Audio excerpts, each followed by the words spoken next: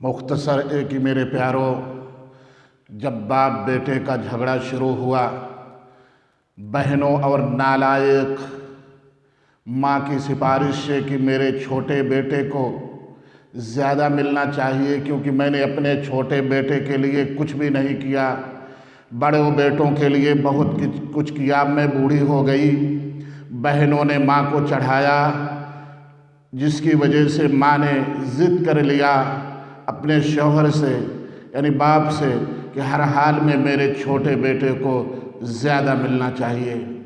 یہیں سے کہانی شروع ہوئی، شیطان کی سازشیں کامیاب ہوئی، باپ نے حامی بھر لی، ہر بیٹے کچھ نہ کچھ اپنے باپ سے اپنے لیے مراعات حاصل کر چکے تھے، اس لیے وہ مصلحتاً خاموش رہے۔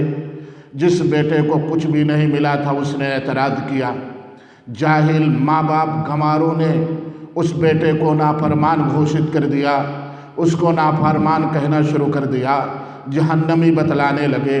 مجھ سے بات ہوئی، میں نے ان کو پورا سمجھانے کی کوشش کی، میں کہا ہرگز نہیں، تمہارے کہنے سے نہ کوئی نافرمان ہوگا، تمہارے کہنے سے نہ کوئی گنہگار ہوگا، تمہارے کہنے سے نہ کوئی جہنمی ہوگا۔ ماں باپ کا نافرمان وہ شخص کہلائے گا جس کو رسول اللہ نے نافرمان بتلایا ہو، جس کو تم نافرمان بتلا رہے ہو وہ حقیقی معنوں میں فرما بردار ہے۔ انہوں نے کہا میری پراپرٹی ہے، میں جس کو چاہوں اس کو دوں۔ میں کہا ہرگز نہیں، آپ اللہ کی پراپرٹی ہو، اللہ جیسا کہے ویسا دو، اس لیے آپ کو یہ حق نہیں پہنچتا کہ آپ اپنے سے فیصلہ کریں۔ باپ سمجھانے کے بعد کسی طریقے سے سمجھ گیا، لیکن ماں خبیثہ شیطان نے نہیں مانا۔ اس کی بیٹیاں نے ضد کی کہ ہر حال میں میرے چھوٹے بیٹے کو ملے گا، چھوٹے انکار کرنے والے بیٹے کو گھر سے نکال جانے کی دھمکی دی، گالیاں دی، بدنام کیا، لیکن آخر میں جھگڑے ہوئے، مقدمات قائم ہوئے۔ ماں باپ ضد پر قائم رہے کہ میں سب بیچ دوں گا، سب اپنے چہیتے بیٹوں کو دے دوں گا۔ آج بڑے افسوس کی بات ہے کہ ہمارے گھروں میں بیٹوں میں بھی تفریق ہوتی ہے۔ بعض بیٹے زیادہ عزیز ہوتے ہیں، زیادہ پیارے ہوتے ہیں، اسی ماں کے اسی باپ کے نطفے سے پیدا ہونے والا دوسرا بیٹا کتنا بھی فرما بردار ہو، کتنا بھی سچا ہو، کتنا بھی نیک ہو، وہ شودر ہی رہتا ہے، اس کے ساتھ شودر ہی جیسا برتاؤ ہوتا ہے۔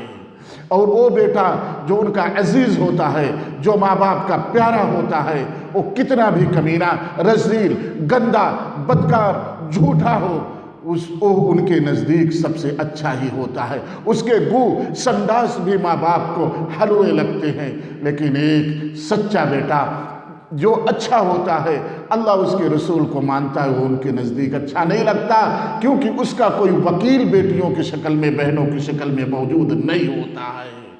افسوس ہے جس اسلام نے یہ بتایا ہے کہ جانوروں میں بھی مساوات ہو، جانوروں میں بھی انصاف ہو، جانوروں کے ساتھ بھی نرمی برتی جائے، ان سے پیار کیا جائے، ان کے ساتھ ظلم نہ ہونے پائے، وہ اسلام کے ماننے والے آج اپنے پیٹ سے پیدا ہونے والے بچوں کے ساتھ ناانصافی کرتے ہیں۔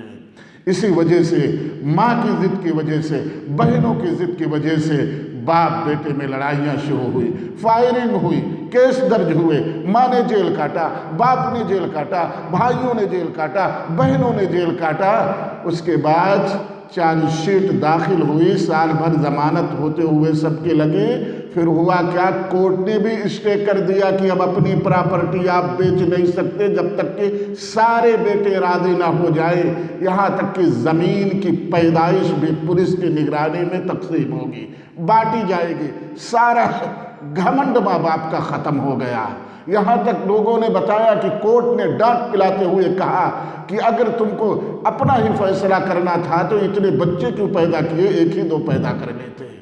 تو میرے دوستوں، یہ جو نافرما کہہ کر کے بچوں کے حصے مار لیے جاتے ہیں، یہ قطعی طور پر کسی بھی ماں باپ کو حق نہیں پہنچتا ہے، چاہے بیٹا جتنا نافرمان ہو، چاہے بیٹا جتنا فرما بردار ہو۔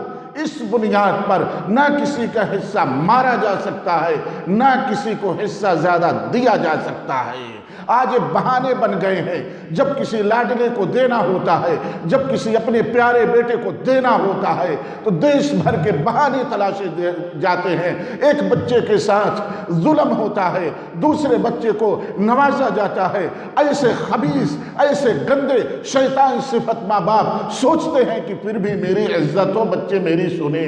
کیسے سنیں گے جب تو نے رب کی نہ سنا، جب تو نے رب کی نہ مانا، جب تو نے اللہ کی نہ مانا، جب تو نے محمد رسول اللہ کی نہ مانا تو تیرے بیٹے کیسے تیرے مانیں گے؟ محمد رسول اللہ نے تو بتلا دیا کہ اگر ایک پائی، ایک پیسہ بھی ایک اولاد کو دے گا تو سارے اولاد کو اتنا دینا پڑے گا، لیکن تو نے رسول اللہ صلی اللہ علیہ وسلم کی بات تو نہ سنی۔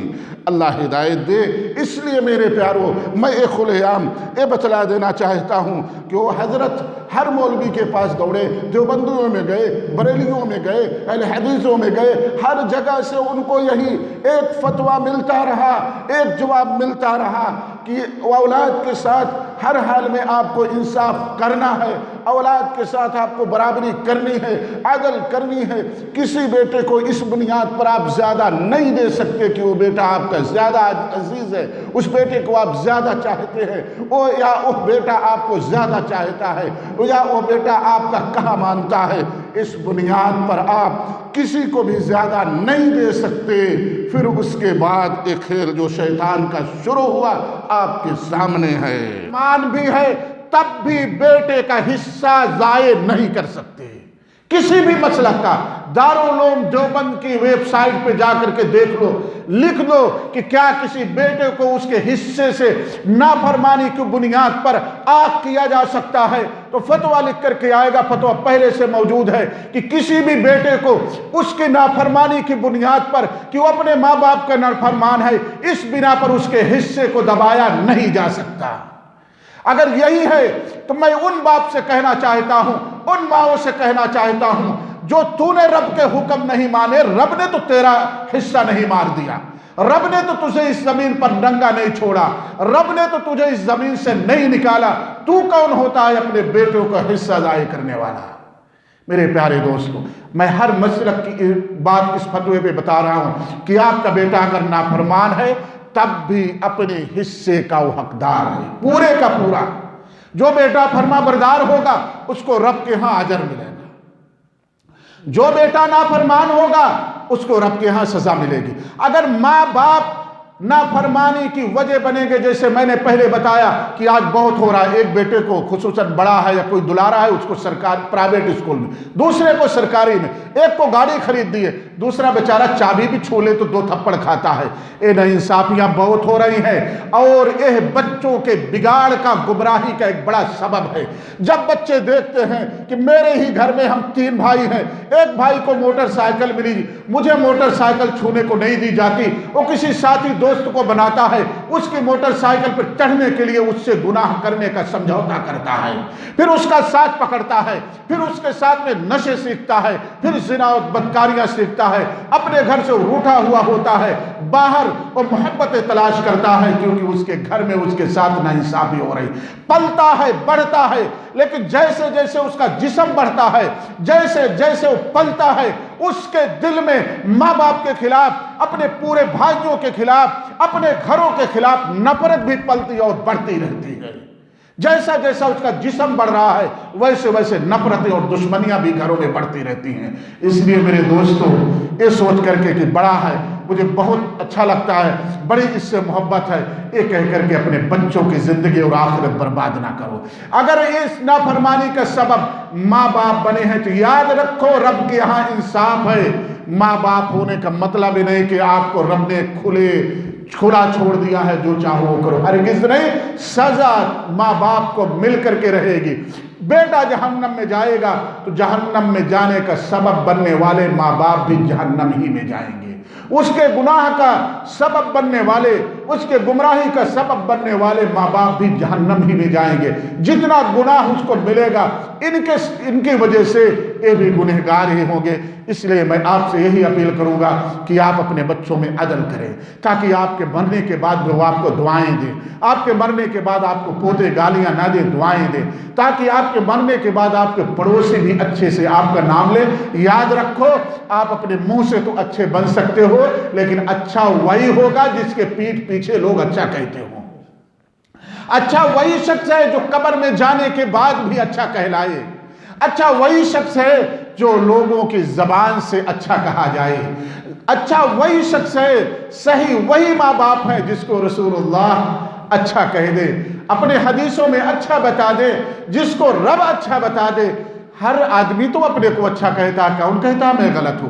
چور سے پوچھو اپنے کو اچھا کہے گا، زانی بدکار کے پوچھو اپنے کو اچھا کہے گا، سود خور جوا والے کو، نشیڑیوں کو پوچھو وہ اپنے کو اچھا کہیں گے، قاتل کو پوچھو اپنے کو اچھا کہے گا، امریکیوں کو دیکھو اپنے کو اچھا کہیں گے۔ کون اپنے کو کہتا ہے کہ میں غلط ہوں؟ سب تو کہتے ہیں میں صحیح ہوں، میں ہی اچھا ہوں۔ اس لیے اچھے اور خراب کا معیار کیا ہے؟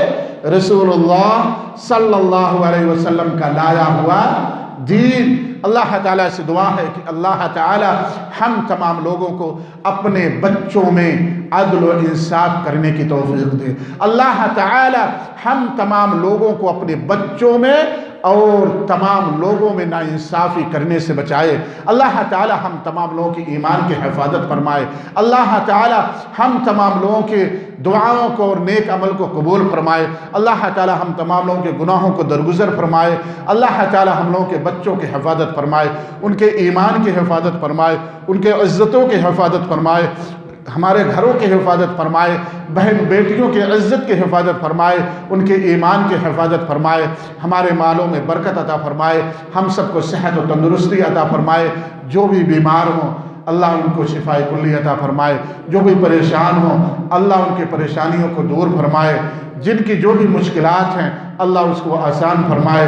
اللہ ہم سب کے رزق میں برکت عطا فرمائے، اللہ ہم سب کی زندگی کو خوشگوار بنا دے، اللہ ہم سب کے بچوں کو فرما بردار بنائے، والدین کو بھی صحیح حدیث کی روشنی میں سمجھ و بوجھ عطا فرمائے، قرآن و سنت پر ان کو چلنا والا بنائے، ماں باپوں کو اللہ تعالی اپنے اولادوں میں انصاف کرنے والا بنائے، اللہ ان کو شیطانی سے بچائے، ہر ناانصافی سے بچائے، آمین۔ وآخر دعوانا الحمدللہ رب العالمین، سبحان ربک رب العزت عما یصفون، وسلام علی المرسلین والحمدللہ رب العالمین، وصلی اللہ تعالی علی خیر خلقہ محمد وآلہ وصحبہ اجمعین برحمتک یا ارحم الراحمین۔